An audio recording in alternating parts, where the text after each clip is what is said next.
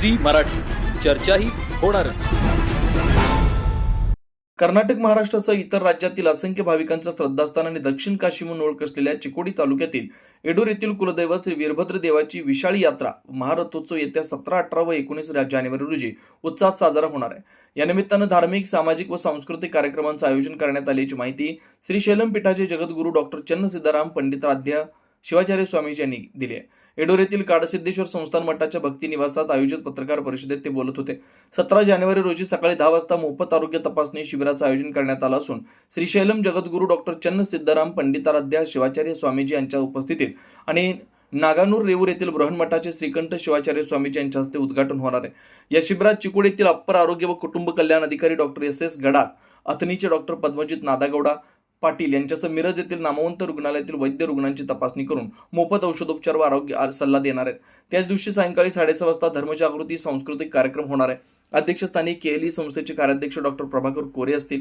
खासदार प्रियांका जारकीहोळी, माजी आमदार KP मगेन्नवर आदी प्रमुख पाहुणे उपस्थित राहणार आहेत. 18 जानेवारी रोजी भक्ती भजन व धर्मजागृती सोहळा, तर 19 जानेवारी रोजी सकाळी सामूहिक आईचारा व लिंग दीक्षा कार्यक्रम आणि सायंकाळी वीरभद्र देवाचा रथोत्सव संपन्न होणार आहे. या यात्रेसाठी भाविकांनी मोठ्या संख्येने उपस्थित राहावं असं आवाहन करण्यात आलंय. सी मराठीसाठी इंगळीहून राजू कोळी. ಕಾರ್ಯಕ್ರಮಗಳಿಗೆ ಜನರು ಒಲವು ಜಾಸ್ತಿ ಇರೋದರಿಂದ ಆ ಸಾಂಸ್ಕೃತಿಕ ಕಾರ್ಯಕ್ರಮಗಳ ಮೂಲಕ ಜನರನ್ನು ಧರ್ಮದ ಕಡೆಗೆ ಕರ್ಕೊಂಡು ಬರಬೇಕು ಅನ್ನೋ ಉದ್ದೇಶವನ್ನು ಇಟ್ಕೊಂಡು ಧರ್ಮ ಜಾಗೃತಿ ಮತ್ತು ಸಾಂಸ್ಕೃತಿಕ ಕಾರ್ಯಕ್ರಮ ಅವೆರಡನ್ನು ಜೋಡಿಸಿಕೊಂಡು ಹಲವಾರು ಕಾರ್ಯಕ್ರಮಗಳನ್ನು ಆಯೋಜನೆ ಮಾಡಲಾಗಿದೆ. ಈ ವರ್ಷ ವಿಶೇಷವಾಗಿ ಈ ಜಿ ಕನ್ನಡ ಸರಿಗಮಪದಲ್ಲಿ ವಿಜೇತೆಯಾಗಿ ಬಂದಿರುವಂತಹ ಬೀದರ್ದ ಕುಮಾರಿ ಶಿವಾನಿ ಸ್ವಾಮಿ ಅವರನ್ನು ಕಾರ್ಯಕ್ರಮಕ್ಕೆ ನಾವು ಕರೆದಿದ್ದೇವೆ. ಜೊತೆಗೆ ಮಹಲ್ ಐನಾಪುರದ ಖ್ಯಾತ ಭಜನಾ ಗಾಯಕಿ ಶೋಭಾ ಹನ್ವಾಡ್ ಅವರು ಕೂಡ ಸಾಂಸ್ಕೃತಿಕ ಕಾರ್ಯಕ್ರಮದಲ್ಲಿ ಶಿವಭಜನೆಯನ್ನು ನಡೆಸಿಕೊಡೋರಿದ್ದಾರೆ. ಈ ಬೆಳಗಾವಿ ಜಿಲ್ಲೆಯ ಅನೇಕ ಮಠಾಧೀಶರು, ರಾಜಕೀಯ ಮುಖಂಡರು ಕೂಡ ಆ ದಿವಸ ಬರುವಂತಹ ಆಮಂತ್ರಣವನ್ನು ಅವರಿಗೆ ಕೊಡಲಾಗಿದೆ. ಅವರೆಲ್ಲರೂ ಈ ಕಾರ್ಯಕ್ರಮದಲ್ಲಿ ಬಂದು ಪಾಲ್ಗೊಳ್ಳೋರಿದ್ದಾರೆ.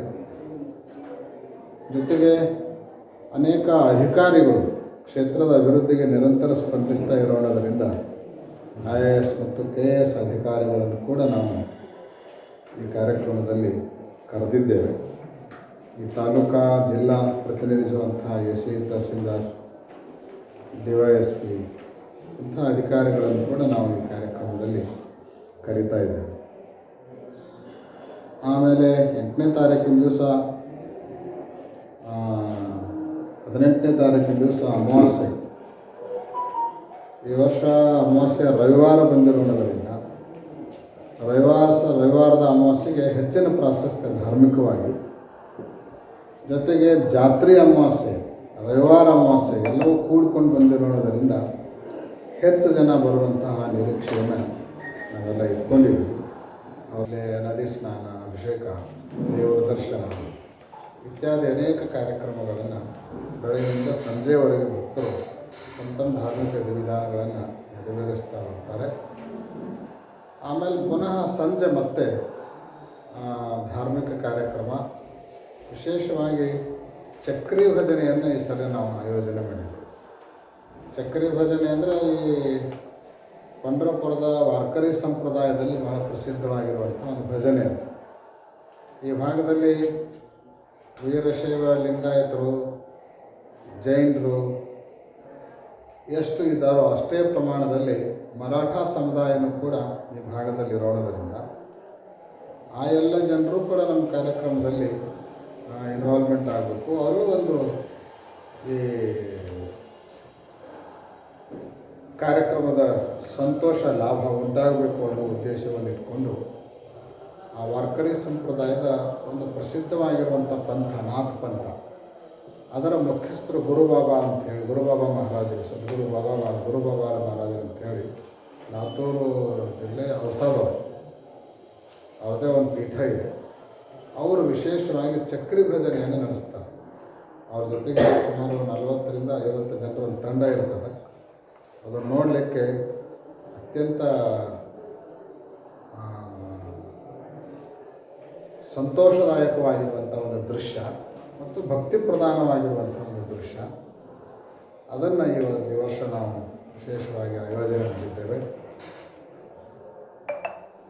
18ನೇ ತಾರೀಕಿನ ದಿವಸವೂ ಕೂಡ ಸಾಯಂಕಾಲದ ಒಂದು ಚಕ್ಕರಿ ಭಜನೆ, ನಂತರ ಧರ್ಮ ಸಮಾರಂಭದಲ್ಲಿ ಅನೇಕ ಮಠಾಧೀಶರು, ಈ ಭಾಗದ ಶಾಸಕರನ್ನೊಳಗೊಂಡು ಅನೇಕ ರಾಜಕೀಯ ಧುರೀಣರು ಈ ಸಮಾರಂಭದಲ್ಲಿ ಪಾಲ್ಗೊಳ್ಳುವರಿದ್ದಾರೆ. ಶಿವಾನಿ ಸ್ವಾಮಿಯವರ ಸಂಗೀತ ಕಾರ್ಯಕ್ರಮ 2ನೇ ದಿವಸವೂ ಕೂಡ ಮುಂದುವರಿತದೆ. ಹೀಗೆ ಸಂಸ್ಕೃತಿ ಮತ್ತು ಧರ್ಮ ಇವೆರಡರ ಸಮ್ಮೇಳನವನ್ನು ಜೋಡಿಸಿಕೊಂಡು ಒಟ್ಟು 2 ದಿನಗಳ ಕಾರ್ಯಕ್ರಮವನ್ನು, ಧಾರ್ಮಿಕ ಕಾರ್ಯಕ್ರಮವನ್ನು, ಧರ್ಮ ಸಮಾರಂಭದ ಕಾರ್ಯಕ್ರಮವನ್ನು ಸಂಘಟಿಸಲಾಗಿದೆ. ಪ್ರತಿ ವರ್ಷದ ಪದ್ಧತಿಯಂತೆ ಅಮಾವಾಸ್ಯೆ ಮರುದಿವಸ ರಾಜಯೋಗ ಪ್ರಾರಂಭವಾಗೋಣದರಿಂದ ಬೆಳಗಿನ ಜಾವ ಉಚಿತ ಅರಿಯಾಚಾರ ಲಿಂಗದೀಕ್ಷಾ ಕಾರ್ಯಕ್ರಮ, ಸಾಯಂಕಾಲ ಭವ್ಯ ದಿವ್ಯವಾಗಿರುವಂತಹ ಮಹಾರಥೋತ್ಸವ ಜರುಗೋದಿದೆ. ಭೂತರಾಮ್ ನಟ್ಟಿಯ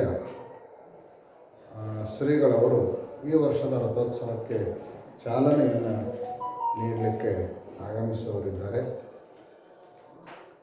ಇದು ವರ್ಷದ ಪದ್ಧತಿಗನುಗುಣವಾಗಿ ನಡೆಯುವಂತಹ ಜಾತ್ರಾ ಮಹೋತ್ಸವದ ಕಾರ್ಯಕ್ರಮಗಳು. ಈ ಜಾತ್ರೆ ಮುಗಿದ ತಕ್ಷಣವೇ ಮಾರನೇ ದಿನದಿಂದಲೇ ಒಂದು ತಿಂಗಳ ಪರ್ಯಂತ ಧರ್ಮ ಜಾಗೃತಿ ಯಾತ್ರೆಯನ್ನು ದೃಶ್ಯ ಹಾಗೂ ಪ್ರಿಂಟ್ ಮಾಧ್ಯಮದ ಜಿಲ್ಲಾ ಪ್ರತಿನಿಧಿಗಳವರು, ಸ್ವಾಮಿಗಳವರು,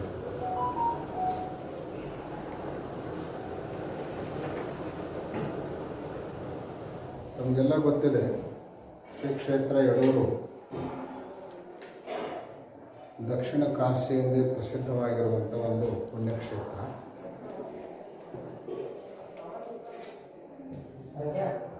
ವರ್ಷದ ತುಂಬೆಲ್ಲ ಅನೇಕ ಕಾರ್ಯಕ್ರಮಗಳು, ಅದು ಧಾರ್ಮಿಕವಾಗಿ ಆಗಿರ್ಬೋದು, ಸಾಮಾಜಿಕವಾಗಿ ಆಗಿರ್ಬೋದು, ನಡೀತಾ ಬರ್ತಾ ಇರ್ತವೆ.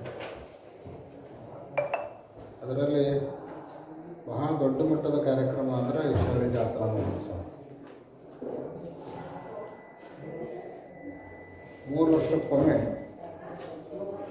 ಸಂಕ್ರಮಣ ಮತ್ತು ವಿಶಾಲಿ ಜಾತ್ರಾ ಮಹೋತ್ಸವ ಹೆಚ್ಚು ಕಡಿಮೆ ಹೊಂದ್ಕೊಂಡೇ ಬರ್ತಿರ್ತಾವೆ. ಹಂಗೆ ಹೊಂದ್ಕೊಂಡು ಬಂದಿರುವಂಥ ವರ್ಷ ಅದು ಈ ವರ್ಷ. ವಿಶಾಲಿ ಜಾತ್ರಾ ಮಹೋತ್ಸವದ ನಂತರ ನೂತನವಾಗಿ ನಿರ್ಮಾಣಗೊಂಡಿರುವಂತಹ ರಾಜಗೋಪುರಗಳ ಲೋಕಾರ್ಪಣೆ, ಕಳಸಾರೋಹಣ, ಮಹಾದ್ವಾರಗಳ ಉದ್ಘಾಟನೆ ಅಂಗವಾಗಿ